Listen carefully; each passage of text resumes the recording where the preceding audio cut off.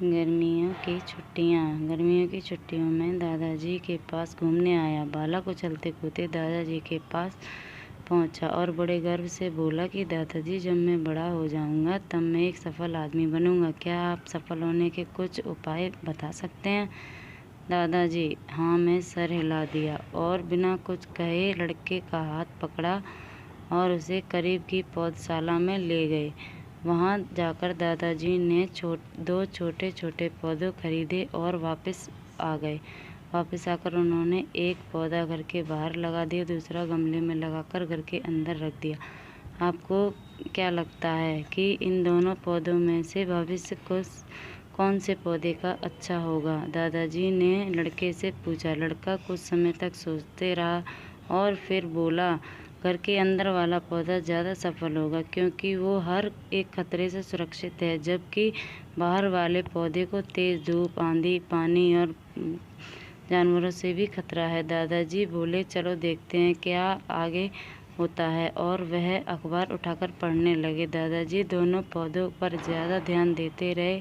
समय बीतता गया। 3-4 साल बाद जब एक बार फिर वह लड़का अपने माता पिता के साथ गांव घूमने आया, तब अपने दादाजी को देखा तो देखते ही बोला, दादाजी, पिछली बार मैंने आपसे सफल होने के कुछ उपाय मांगे थे, पर आपने तो कुछ भी नहीं बताया था, पर इस बार आपको कुछ बताना ही होगा। दादाजी मुस्कुराए और लड़के को उस जगह ले गए जहां उन्होंने गमले में पौधा लगाया था। तो अब वह पौधा एक पेड़ में बदल चुका था। लड़का बोला, देखा दादाजी, मैंने कहा था ना कि ये वाला पौधा ज़्यादा सफल होगा। दादाजी ने बोला कि अरे, पहले बाहर वाले पौधे का हाल तो देख लो। और ये कहते हुए दादाजी लड़के को बाहर ले आए। एक विशाल पेड़ गर्भ से खड़ा था।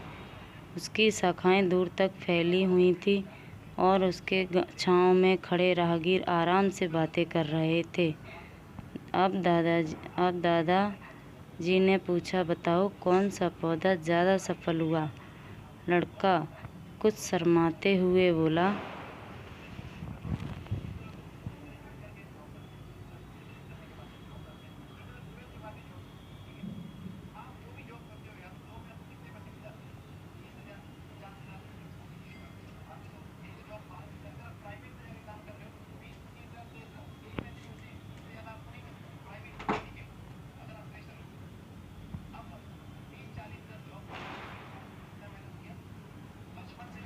जितनी चाहें उतनी फैला लो, अपनी शाखाओं से आसमान को छू लें। और तुम जिस आंधी तूफान से इस पेड़ के लिए मुसीबत समझते थे, उसी आंधी तूफान ने इसी पेड़ की जड़ों को इतना मजबूत बना दिया है कि आज एक छोटा सा आंधी तूफान इस पेड़ का कुछ भी नहीं बिगाड़ सकता।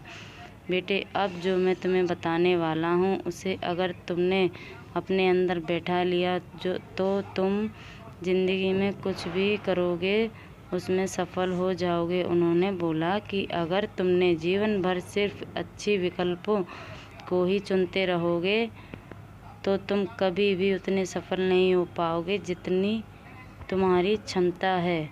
लेकिन अगर तुम तमाम खतरों के बावजूद इस दुनिया का सामना करने के लिए तैयार हो तो तुम्हारे लिए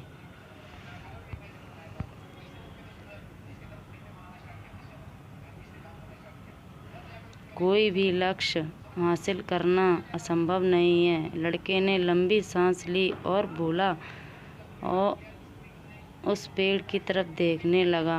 वह दादाजी की बातों को समझ चुका था। आज उसे सफलता का एक बहुत बड़ा सबक मिल चुका था कि जीवन में हम जिन रुकावटों को हम जितना बड़ा शत्रु समझते हैं, वही हमें मजबूत और जीवन में बहुत ज़्यादा सफल बना देते हैं।